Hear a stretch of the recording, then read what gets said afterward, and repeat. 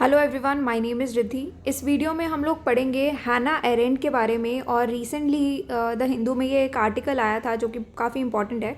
तो हो क्या रहा है कि यूएस के इलेक्शंस के चलते यूएस में काफ़ी ज़्यादा ये राइट्स वगैरह देखे गए हैं। तो काफ़ी वायलेंट मॉब जो है, जो कि प्रेसिडेंट डोनाल्ड ट्रंप से काफ़ी लॉयल रहता है, तो उसने क्या है कि यूएस में काफ़ी ज़्यादा राइट्स वगैरह मचा दिए, दंगे मच रहे हैं।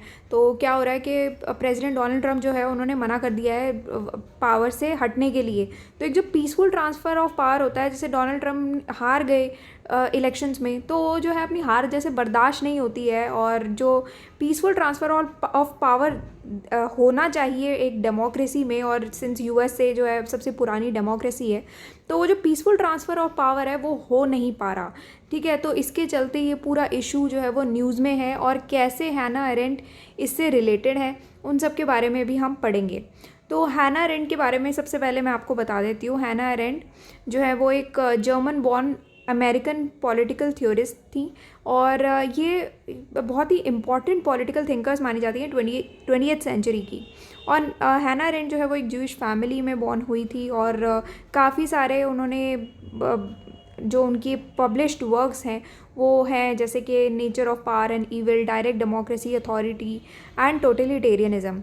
जो उनकी ओरिजिनल बुक है, अभी जो उनकी पहला मेजर बुक है वो है ओरिजिन्स ऑफ टोटलिटेरियनिज्म, जो कि 1951 में लिखी गई थी। इस बुक में उन्होंने नाजिज्म और स्टालिनिज्म के बारे में ये लिखा था कि नाजिज्म और स्टालिनिज्म जो है वो बहुत मेजर टोटलिटेरियन पॉलिटिकल मूवमेंट्स रही थी first half of the 20th century की। तो उन्होंने कहा था कि एक नया ऑर्डर जो है लाना ज़रूरी है, ताकि हम नाजिज्म और स्टालिनिज्म जैसे पॉलिटिकल ऑर्डर से का सामना कर सकें, इनको हटा सकें। तो एक नए पर्सपेक्टिव की ज़रूरत है।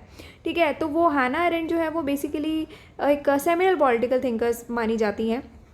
तो ये काफ़ी फेमस वर्क था उनका, दी ओरिजिन्स ऑफ टोटलिटेरियनिज्म। इनमें क्या है कि जो भी बहुत इंपॉर्टेंट पॉलिटिकल इवेंट्स देखे गए थे, उनके किस तरीके से उनका इम्पैक्ट पड़ा उनके ऊपर, साथ में हिस्ट्री कैसी रही थी, मॉरल पॉलिटिकल जजमेंट्स पर अफेक्ट किया था उन सब चीज़ों ने। तो उसके बारे में ही हैना एरेंट जो है वो बात करती हैं। ठीक है, तो हैना एरेंट बेसिकली कहती हैं कि जैसे नाजिज्म और स्टालिनिज्म से काफ़ी लोग परेशान हो गए थे, तो उनको ओवरकम करने के लिए एक नया फ्रेमवर्क जो है वो रिक्वायर्ड था। तो उन्होंने अपनी किताब में यही फ्रेमवर्क जो है वो उसकी प्रोवाइड करने की बात की है, और यही फ्रेमवर्क प्रोवाइड किया था कि एक new set of philosophical category जो है वो हम बनाएं, जो कि जो ह्यूमन कंडीशन है उस पर फोकस कर सके। जो नया आपकी पॉलिटिकल कैटेगरी फिलोसफिकल कैटेगरीज बनेंगी, वो आपकी जो ह्यूमन कंडीशन है ना उसको और ज़्यादा दर्शाएंगी अच्छे से, और ज़्यादा उस पर फोकस करेंगी।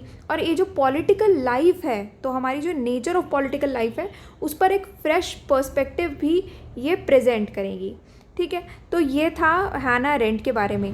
अब टोटलिटेरियनिज्म क्या होता है? तो ये एक ऐसा पॉलिटिकल सिस्टम का फॉर्म है जो कि ऑपोजिशन पार्टीज़ नहीं होनी चाहिए इसमें। ठीक है, कि ऑपोजिशन पार्टीज़ को बिल्कुल प्रोहिबिट करता है। इंडिविजुअल अगर स्टेट को अपोज करता है, या इंडिविजुअल अगर कोई भी स्टेट के क्लेम्स को अपोज करता है, तो ये सब चीज़ें भी बैन की जाती हैं। तो टोटलिटेरियनिज्म क्या होता है भैया? जो है हम ही हैं अभी। ठीक है, हम पावर में हैं, हम ही सब कुछ है। तो ये है बेसिकली टोटलिटेरियनिज्म। तो हाई डिग्री ऑफ कंट्रोल के बारे में बात करता है टोटलिटेरियनिज्म। चाहे पब्लिक लाइफ में हो, चाहे प्राइवेट लाइफ में हो, तो आपकी हर तरीके की लाइफ जो है अभी टोटलिटेरियनिज्म में कंट्रोल की जाएगी।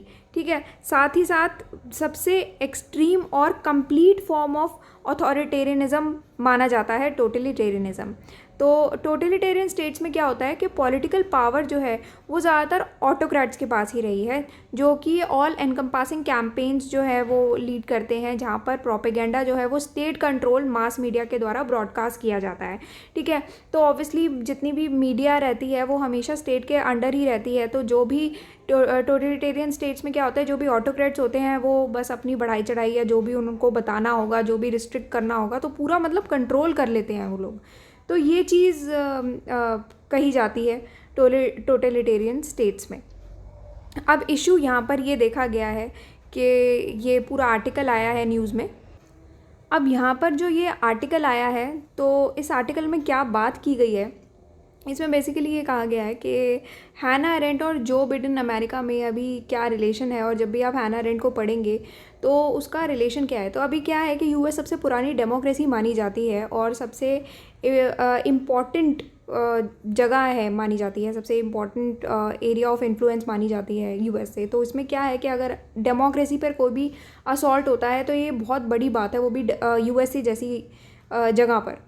तो जो बिडेन जो है, जो अभी 28 जनवरी को वो वाइट हाउस में आने वाले थे और उन्होंने आते ही सबसे पहले, अभी आए भी नहीं है वो, और ये सारी प्रॉब्लम्स से उनको सामना करना पड़ रहा है। तो इसमें पूरा इशू क्या है कि अभी रिसेंटली उन्होंने, ये उनका रेवलेशन आया था कि उन्होंने 1975 में जॉर्ज बिडेन ने जो बिडेन ने 1975 में एक लेटर जो है वो लिखा था, जो ये हैना अरेंट है जो कि ये जर्मन अमेरिकन फ़िलासफ़र है, उनको एक लेटर लिखा था जिनमें उन्होंने ये कहा था कि वो जानना चाह रहे थे कि ये जो इकोनॉमिक एंड जो सोशल कोलैप्स होता है, इकोनॉमिक एंड सोशल कोलैप्स जो होता है, उसके बारे में ये जानना चाह रहे थे कि इनके डीपर कॉजेज़ कौन से हैं।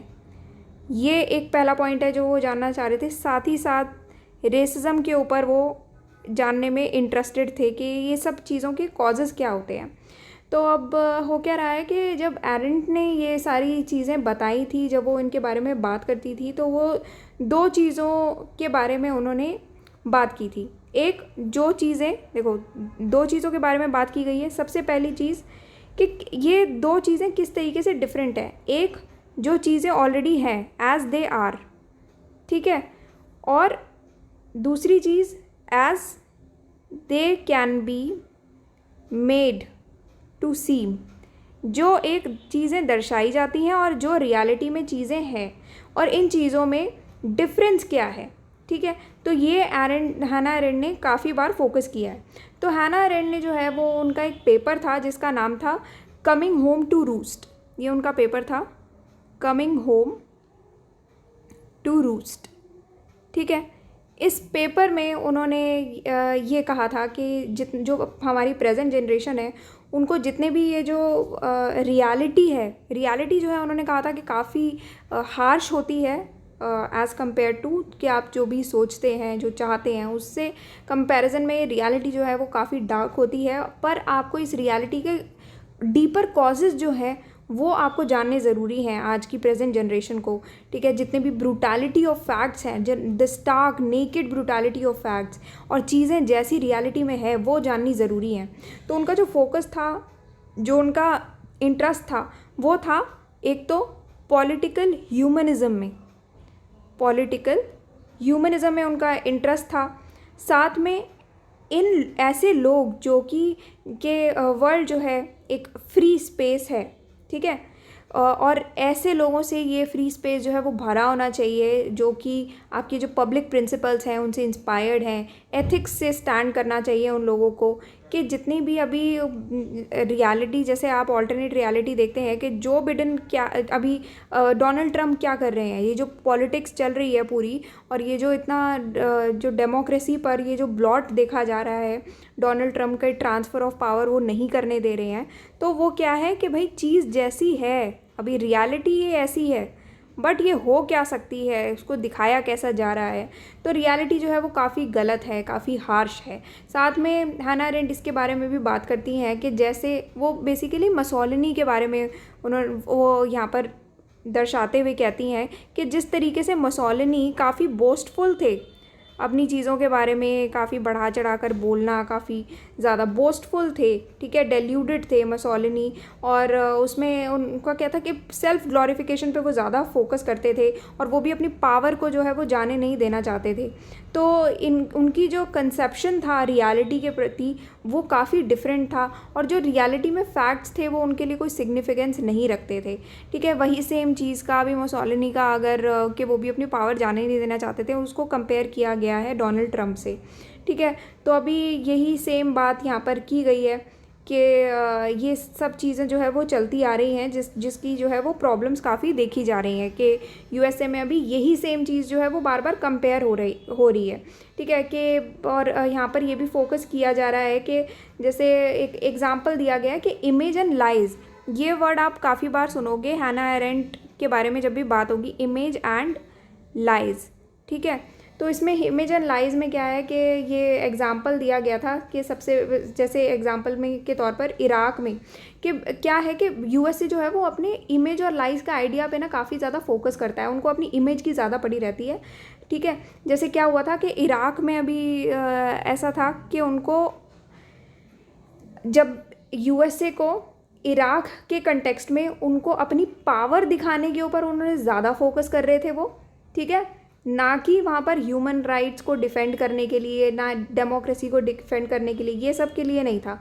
वियतनाम में भी यही हुआ था, इराक में भी यही हुआ था, इराक में भी और वियतनाम में भी यही हुआ था कि यूएस से सिर्फ अपनी पावर दिखाना चाह रही थी, उनको डेमोक्रेसी को डिफेंड करने से, ह्यूमन राइट से कोई मतलब नहीं था, बल्कि वो अपनी पावर को एग्जिबिट करना चाहती थी और अमेरिकन हेजिमन को भी एग्जिबिट करना चाहती थी, उसको भी दिखाना चाहती थी, ठीक है। तो ये जो फैब्रिकेशन है ना इस हाइपोथेसिस का कि वेपन्स ऑफ मास डिस्ट्रक्शन का, वो कब एक्सपोज हुआ, जब उन्होंने ये पाया कि भाई वहाँ पर तो कोई ऐसे लीथल न्यूक्लियर आर्सेनल जो है वो डिस्कवर ही नहीं किया गया। तो उससे क्या हुआ, यूएस से भी और ब्रिटेन दोनों के लिए बड़ी शर्मनाक बात हो गई थी। तो इराक और वियतनाम में तो ये सारे जो अटैक्स किए जाते हैं, ये सब अपनी पावर को दर्शाने के लिए किए जाते हैं, ठीक है।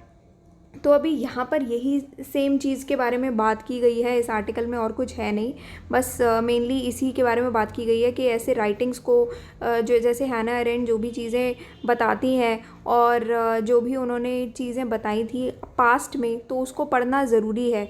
जॉर्ज सेंटाना जो है उन्होंने भी एक लाइन बोली थी कि those who can not remember the past are condemned to repeat it. तो आपको पास्ट जो है उसको याद रखना चाहिए, ठीक है। और ये उनकी राइटिंग्स जो है उसको उनके हैना एरेंट की राइटिंग्स को ध्यान में रखते हुए ये अमेरिका का पूरा जो पर्सपेक्टिव है वो देखा गया है, ठीक है। तो इसी तरीके से हैना एरेंट को जो बिडेन अमेरिका से ये रिलेट करके यहाँ पर दिया गया है। और इसमें हैरानी की बात बस यही थी कि जो बिडेन ने एक लेटर भी ये लिखा था हैना एरेंट को उस टाइम पर, और इसी के बारे में ये बात की गई थी कि, और जो बिडेन है वो भी जो उनकी 1960s की 1970s की जो इंटेलेक्चुअल लर्निंग्स हैं, ठीक है, वो हैना एरेंट को एक कंटेम्प्रेरी फ़िलासफ़र के तौर पर देखते थे। और उनका जो आइडिया था हैना एरेंट का इमेज एंड लाइज का, उस पर काफ़ी फोकस किया गया था कि ये अमेरिका जो है mainly disinformation, violence, public private freedom, political action,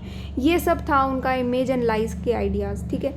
तो इस पर फोकस किया गया था, ठीक है। बस ये था इसमें, इस टॉपिक में और ज़्यादा कुछ है नहीं। So this you have to keep in mind. So that's all for today, and for more information related to the courses available, तो यहाँ पर आप वेबसाइट पर जा सकते हैं readedu.com, यहाँ पर आपको अलग अलग कोर्सेज मिल जाएंगे। And that's all for today, and thank you for watching the lecture.